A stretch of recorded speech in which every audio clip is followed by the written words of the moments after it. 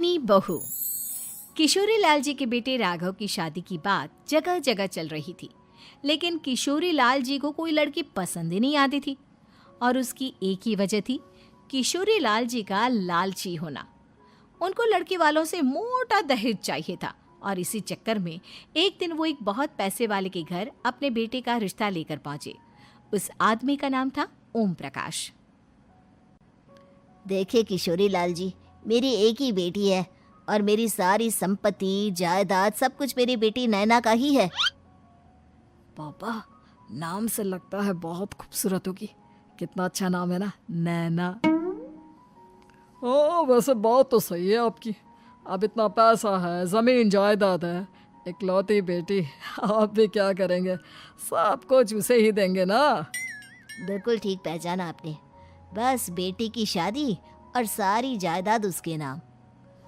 पापा, बिना देखे हाँ कर दीजिए ना। इतना अच्छा रिश्ता फिर कहाँ मिलेगा? माला माल हो जाएंगे हम। मैं अपनी बेटी को बुलाता हूँ। अरे नहीं नहीं नहीं नहीं, आपकी बेटी का नाम नैना है, सुनकर ही लगता है बहुत सुंदर होगी। रहने दीजिए अंकल, मैं तो आपकी बेटी के नाम से ही इतना खुश हो गया हूँ कि उसे बिना देखे शादी करने को तैयार हूँ। अब तो मैं उसका चेहरा सीधे शादी के बाद ही देखूंगा। और इस तरह राघव नैना का चेहरा नहीं देखता और उससे शादी कर लेता है। शादी के बाद अपनी सुहाग रात पर जब राघव नैना का घूंघट उठाकर देखता है तो नैना की आंखें बंद थी। कितनी खूबसूरत हो तुम नैना, जरा अपनी आंखें खोलकर मेरी तरफ देखो तो सही। नहीं, मुझे शर्म आती है। अरे, मैंने तुम्हें शादी से पहले भी नहीं देखा, और अब अगर तुम आंखें खोलकर मुझे देखोगी भी नहीं तो मुझे अच्छा कैसे लगेगा? इससे पहले कि नैना अपनी आंखें खोलकर राघव की तरफ देखती, अचानक से लाइट चली गई और राघव नैना को पूरी तरह से देख भी नहीं पाया। अगली सुबह नैना राघव के लिए नाश्ता बनाकर लेकर आई। अरे ये क्या, आधा पराठा सीका हुआ है और आधा बिल्कुल कच्चा। ये तुमने क्या किया नैना? बहू, तुमने क्या आधा पराठा तवे से नीचे लटका कर रखा था, जो आधा सिका है और आधा कच्चा? मुझे जितना दिखेगा उतना ही तो सीखूंगी ना पापा जी। जहाँ जहाँ मुझे नजर आ रहा था वहाँ मैंने सीख लिया, जहाँ जहाँ नहीं दिखा वहाँ कच्चा रह गया होगा। इसका क्या मतलब है? ये कैसा मजाक कर रही है तुम?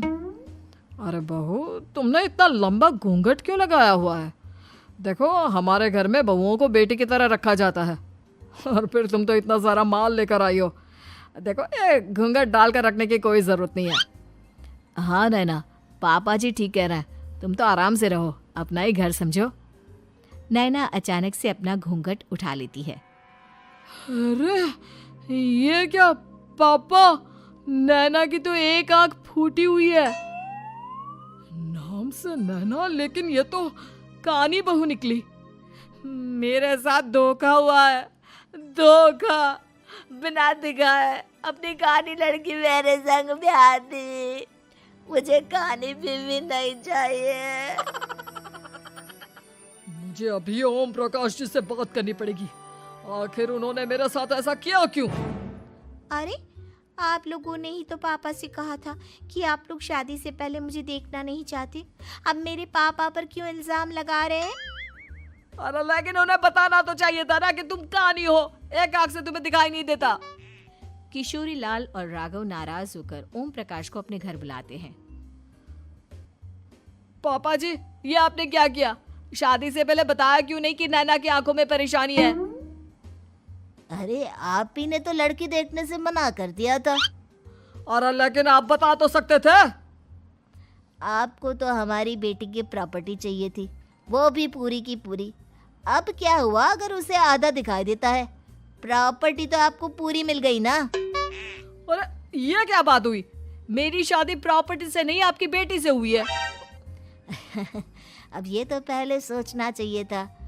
तब तो मेरी प्रॉपर्टी देखकर तुम्हारी जुबान लप लपा रही थी। लेकिन मैं कानी लड़की को अपनी बीवी बनाकर नहीं रख सकता।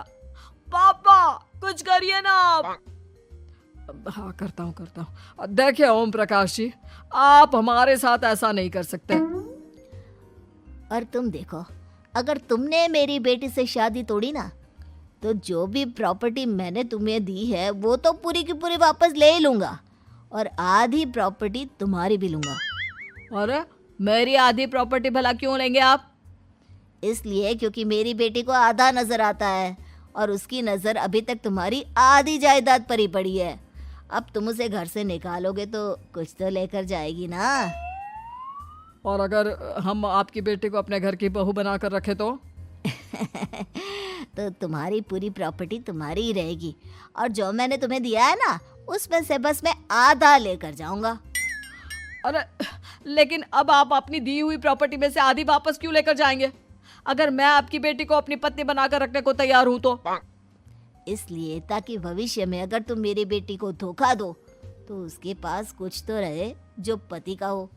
वैसे मेरे पास तो बहुत कुछ है, लेकिन अपने पति की कोई निशानी तो उसके पास होनी चाहिए ना।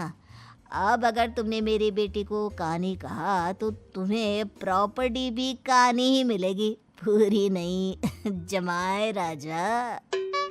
किशोरी लाल और राघव समझ चुके थे कि वो बुरी तरह फंस चुके हैं और अब उनके पास वहां से निकलने का कोई चारा नहीं है। अब समझ में आया ना, लालच बुरी बला होती है। एक तो तुम्हें प्रॉपर्टी मिली, ऊपर से बीवी मिली, उसमें तुम्हें नखरे भी दिखाने हैं। आए बड़े, चुपचाप बैठो दोनों। कुछ दिनों के बाद नैना राघव की कार लेकर बाजार घूमने निकलती है और जब कार लेकर वापस आती है, ये क्या? एक तरफ से मेरी गाड़ी पूरी खराब हो चुकी है। लगता है तुमने मेरी गाड़ी को किसी दूसरी गाड़ी के साथ एक्सीडेंट किया है। अरे अरे कितना बड़ा नुकसान कर दिया तुमने बहू। वो क्या है ना पापा जी, मुझे एक आंख से दिखाई नहीं दे रहा था, सामने से गाड़ी आ रही थी। मुझे तो सिर्फ आधा ही दिखाई दिया और वो गाड़ी मेरी कार से रगड़ते हुए निकल गई। अब मैं क्या करूं बताओ? आप इसे ठीक कराने के पैसे कौन देगा? तुम्हारे पापा? तुमने मुझसे इस तरह से बात की? अभी रुको। नैना राघव की शिकायत ओम प्रकाश को कर देती है। देखो राघव, अब जो मेरी आधी प्रॉपर्टी तुम्हारे पास थी ना, उसमें से आधी और मैं लेकर जाऊंगा, क्योंकि तुमने मेरी बेटी को डांटा। अरे नहीं नहीं पापा जी, गलती हो गई, माफ कर दो। गलती की तो कोई गुंजाइश ही नहीं। अगली बार मेरी बेटी को डांटा तो बची हुई आधी में से आधी और ले जाऊंगा। लालच के चक्कर में हम दोनों ने बहुत बड़ी गलती कर दी बेटा। एक तो तुम्हें कानी बहू मिली और ऊपर से जो माल मिला वो भी काना। इस तरह राघव की हर एक गलती पर ओम प्रकाश उसकी प्रॉपर्टी का आधा आधा हिस्सा लेकर अपना सारा माल वापस ले गया और राघव को कानी बीवी से काम चलाना पड़ा। भाई लालच वाकई में बुरी बला है।